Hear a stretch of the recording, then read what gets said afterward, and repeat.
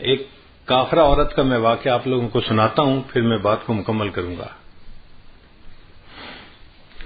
ایک عورت تھی جو 60s میں تھی، یعنی اس کی عمر تھی کوئی 65 سال، اچھی ایجڈ عورت ہو جاتی ہے۔ وہ ریٹائر ہوئی تو اس کو $4-5 لاکھ پروویڈنٹ فنڈ ملا، بینیفٹس ملے جو ریٹائرمنٹ کے ہوتے ہیں، اور وہ اپنی ریٹائرمنٹ لائف گزار رہی تھی۔ بڑی گاڑی اس نے رکھی ہوئی تھی، 4 ویلر ڈرائیو۔ ایک دفعہ وہ سفر سے کہیں سے آ رہی تھی کہ اچانک اس کی گاڑی کا ٹائر پنکچر ہوا، تو اس کو گاڑی ایک طرف کو پل کرنی پڑی۔ اب وہ گاڑی سے باہر نکلی، اس نے دیکھا کہ ٹائر پنکچر ہو گیا ہے، تو ٹائر بدلنا پڑے گا، لیکن بڑی گاڑی کا ٹائر وزنی بھی ہوتا ہے اور اکیلے بندے کا اس کو ریپلیس کرنا مشکل بھی ہوتا ہے۔ پھر وہ تو عورت ذات تھی، عورت کمزور ہوتی ہے، نہیں کر سکتی، تو وہ کھڑی سڑک کے کنارے آنے والی گاڑیوں کو روک رہی تھی کہ کوئی بندہ رکے اور میری ہیلپ کر دے۔ اور چونکہ دن کا ٹائم تھا، سورج خوب گرمی برسا رہا تھا، لوگ مصروف تھے، تو آنے والی گاڑی تیز آ رہی تھی اور جا رہی تھی، کوئی رک نہیں رہا تھا۔ گڈ 1 آور اس عورت کو دھوپ کے اندر کھڑا ہونا پڑا۔ اب 1 گھنٹہ دھوپ میں کھڑا ہونے کی وجہ سے اس کو پسینہ بھی آیا ہوا، اور اس کی جلد جو تھی وہ ایسے سرخ ہو گئی جیسے جلد جل جاتی ہے گرمی کی وجہ سے۔ برا حال گرمی سے اس کا، اور کوئی اس کی مدد کے لیے رک نہیں رہا، تو پریشان بھی بڑی تھی۔ بڑی دیر کے بعد ایک لڑکا تھا جس کی عمر 30s میں تھی، یعنی 30-32 سال اس کی عمر تھی لڑکے کی۔ اس نے گاڑی کو روکا اور اس نے پوچھا کہ آپ نے مجھے کیوں روکا ہے؟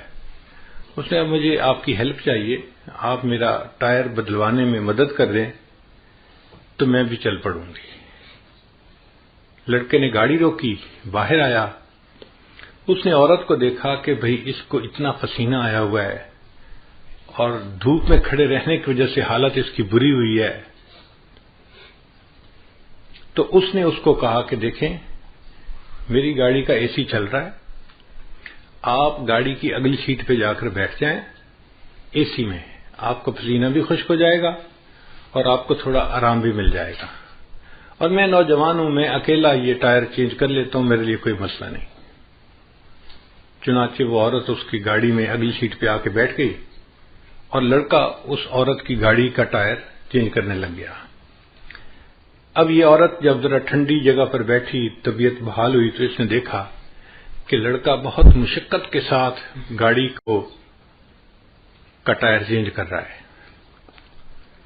تو اس کے دل میں احساس ہوا کہ یہ نوجوان بچہ ہے اور اس نے میری خاطر اتنی تکلیف اٹھائی، مجھے آرام دیا اور خود اکیلے تکلیف اٹھائی۔ یہ مجھے بھی کہہ سکتا تھا کہ مجھے ہیلپ کرو تو میں ہیلپ کرتی، مجھے اس نے ایئر کنڈیشن جگہ پہ بٹھا دیا اور خود دھوپ میں لگا ہوا ہے کام کرنے۔ تو اگر یہ ٹائر بدل دے گا نا تو میں اس کو $200-300 گفٹ دے دوں گی تاکہ اس کا بھی فائدہ ہو جائے۔ خیر کچھ دیر لگی، لڑکے نے ٹائر چینج کر دیا۔ اس نے آ کے کہا اس کو کہ ٹائر میں نے بدل دیا ہے، اب آپ اپنی گاڑی پہ جا سکتی ہیں۔ اس عورت نے $200-300 جیب سے نکالے اور لڑکے کو آ کے یہ میری طرف سے گفٹ لے لو۔ اس نے کہا نہیں میں گفٹ نہیں لیتا۔ بس اس نے پوچھا کیوں نہیں لیتے؟ اس لڑکے نے آگے سے جواب دیا It is objective of my life to help others. It is objective of my life to help others. When I help someone, I feel happy. یہ جو مجھے خوشی ملتی ہے نا کسی کی مدد کر کے، بس میرا ریوارڈ یہی کافی ہے، مجھے آپ سے $200-300 نہیں چاہیے۔ اب وہ عورت اپنی گاڑی میں آئی اور چل پڑی، مگر اس کے ذہن میں یہی فکر گھوم رہا تھا It is objective of my life to help others. When I help someone, I feel happy.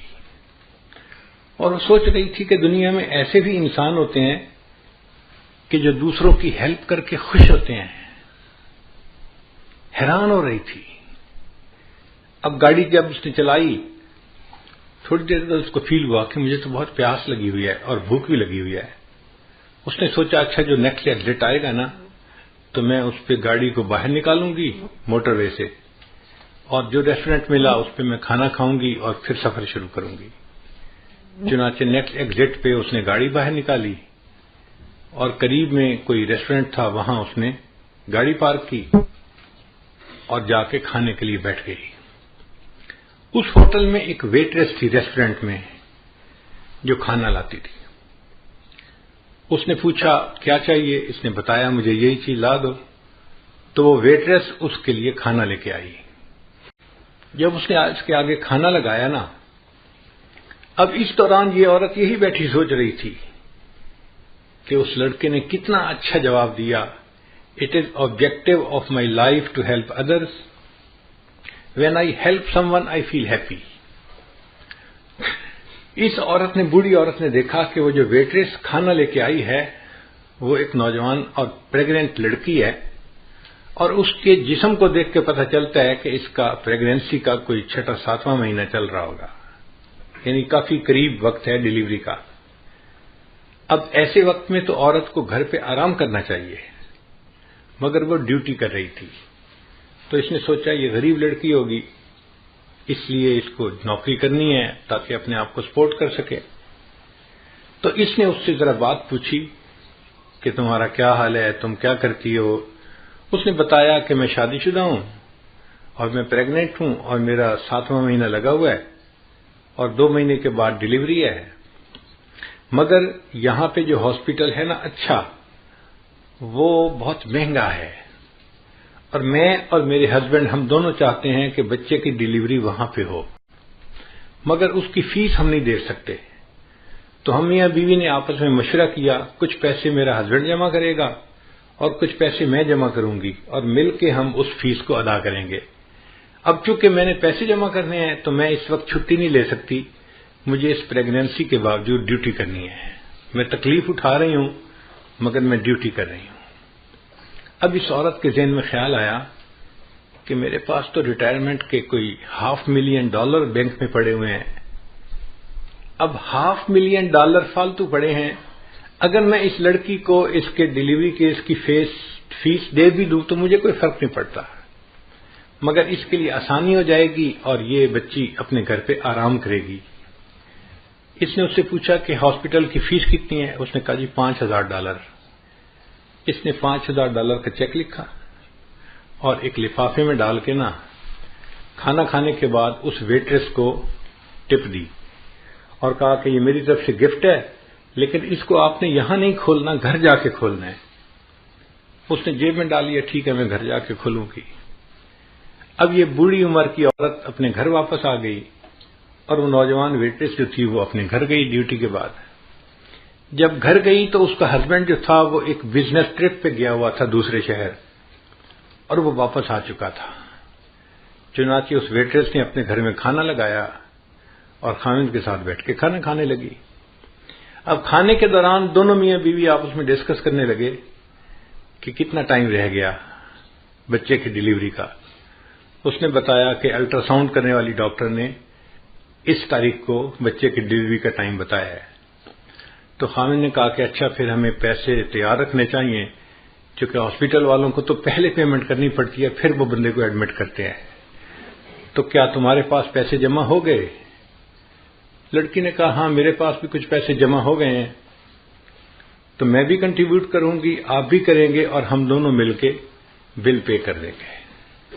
اس دوران اس لڑکی کو خیال آیا کہ آج ایک عورت کھانا کھانے آئی تھی اور اس نے مجھے گفٹ بھی دیا تھا، تو اس نے اپنے ہسبینڈ کو بتایا کہ آج ایک عورت نے مجھے گفٹ دیا تھا۔ اس نے پوچھا کیا گفٹ دیا تھا؟